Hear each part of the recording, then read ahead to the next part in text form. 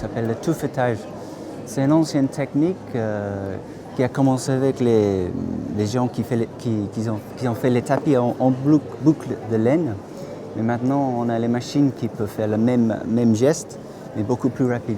C'est le principe d'un pistolet à tufter qui ressemble à une grosse perceuse qui est reliée avec un air compresseur et qui injecte la laine, enfin le matériau, brin par brin dans une toile de coton qui est tendue sur un cadre. Et voilà, on fait le dessin avec le pistolet comme si on avait un pinceau et puis après on fixe la laine au dos du tapis avec du latex naturel. Bon, l'idée, elle gamberge bien pendant une semaine, voire plus. Et puis la réalisation, ça prend un tapis de 1 mètre carré, on va dire. Ça prend une bonne journée, voire deux, s'il y a de la complexité dans le design. En comptant toutes les finitions, parce qu'on les finit bien avec de la jute naturelle, des galons naturels.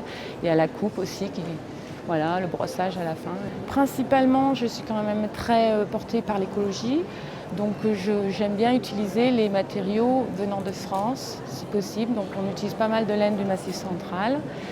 Il y a pas mal de moutons en voie de disparition, de races de moutons. Donc on essaye d'essayer des nouveautés, des laines qui sont très intéressantes.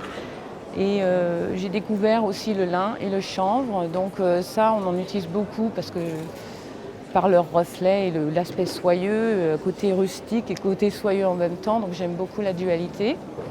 Et ça aussi, ça vient du nord de la France, donc je suis contente. Les techniques, on les a apprises au fur et à mesure par nous-mêmes. Nous sommes allés en Angleterre, je suis allée en Angleterre pas mal pour voir un peu les autres tufters. Il n'y en a pas beaucoup en France. Et donc j'ai fait mon petit tour, je me suis équipée, puis j'ai appris en faisant des erreurs, des essais, beaucoup de tests, et puis petit à petit, j'ai vu ce qui marchait, ce qui ne marchait pas. On a essayé pas mal de matériaux, toujours dans les matériaux naturels. Donc on a des laines très amusantes telles que la laine de maïs, la laine de soja. Les couleurs aussi peuvent varier selon les couleurs de la laine et les couleurs de lin.